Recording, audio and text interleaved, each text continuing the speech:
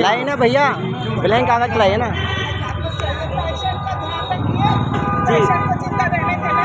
ठीक है, ब्लैंक कागज ला रहे हैं। अरे ठीक है, ठीक। पहले पेशेंट का ध्यान रखिए। आप इसमें बोल दीजिए ब्लैंक कागज का, हम खुद भी एडिट नहीं करेंगे। पेशेंट का ध्यान रखना चाह रहे हैं। अरे कुछ नहीं होना है, चल ठीक है। चल निकलो।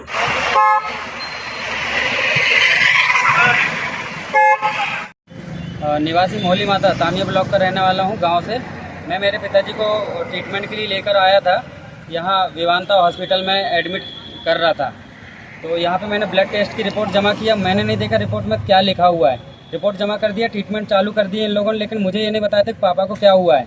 उन्हें सिर्फ ये समस्या बताया हुआ था मुझे। सीटी स्कैन लेके गया था, बोले इनके ब्रेन में ट्यूमर है, उसका ट्रीटमेंट हम कर रहे हैं।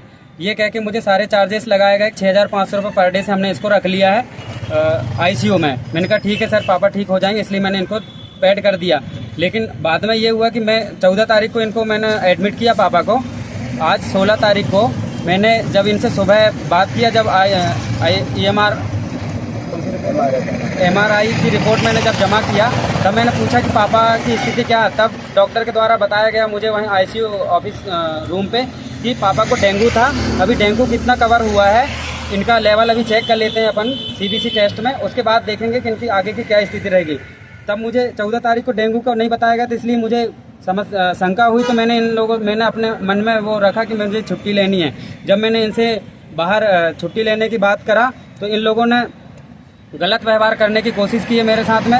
जब मैंने इनसे बात की कि मुझे जाने के लिए, तो वो सारी समस्याएं वो बताने लगे, ये हुआ। जिस चीज़ की हमको जानकारी उस दिन नहीं दी गई, जिस दिन मुझे एडमिट करना है, उस दिन सारा बिल फाड़ के 16 तारीख को मुझे बताया गया कि इसका चार्ज तुमको लगाया गया है। और हम लोगों ने जब ये सारी बात करे और मैं जब पेशेंट के पास जाने लगा, तो कुछ लोगों ने वहाँ पे जो और भी पेशेंट थे, उन लोगों के जो घर के लोग थे, उन लोगों ने मुझसे बात करने की कोशिश की। इन लोगों ने मुझे धक्के मार के बाहर करने की कोशिश की। मेरे पीठ पे भी जो वो मेघवानी सर हैं, बलराम, उन लोगों ने मुझे पीठ पे धक्का मारा और मुझे नीचे किया। बोले तू रोड पे चल, तेरा पेशेंट वहीं रोड पे भेजता हूँ। ऐसा गंदा भी व्यवहार करके मुझे बाहर किया।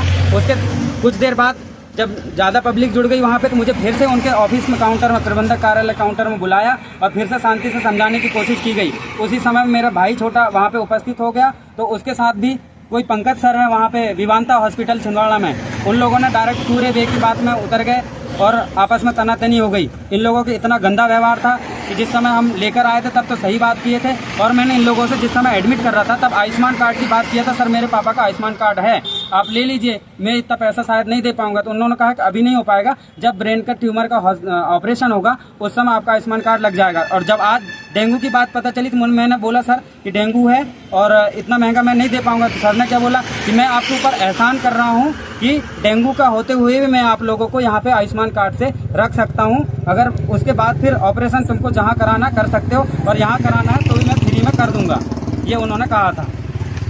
लेकिन अभी आते समय उन लोगों ने हमारे साथ में बहुत गंदा व्यवहार करा है। डायरेक्ट टूरे वे की बात किए हैं और धक्का मार के बाहर किए हैं हम लोगों को, पेशेंट के सहित। आपके पिताजी का क्या नाम है? मेरे पिताजी का नाम रामनाथ बारसिया है।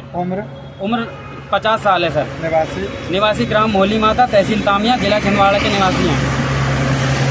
अंतिम समय में जब हम डिस्चार्ज लेने लगे, उन लोगों ने हमसे डिस्चार्ज में साइन भी करवाया और लास्ट में हम लोगों से धक्का मुक्की करके अभद्र व्यवहार भी किया और गाली गलौज के साथ हम लोगों को बाहर किया है। लास्ट में जब हम रोड पे उनके हॉस्पिटल से बाहर निकलते समय। किसने किया है ये? मैं वो प्रबंधन के पास बैठा हुआ था। पंकज सर ने मेरे छोटे भाई दीनू बारसिया को डायरेक्ट गंदे तरीके से अभद्र व्यवहार भी किया और गलत तरीके से बात किया। और जो बलराम सर ने, उसने मुझे क्या, तुम्हारे जैसे डेली 100 लोग आते हैं यहाँ पे, चूतिया समझते बोले गाँव के लोग, यार वो जमाने भर की बात करके मुझे बाहर किया इन लोगों ने।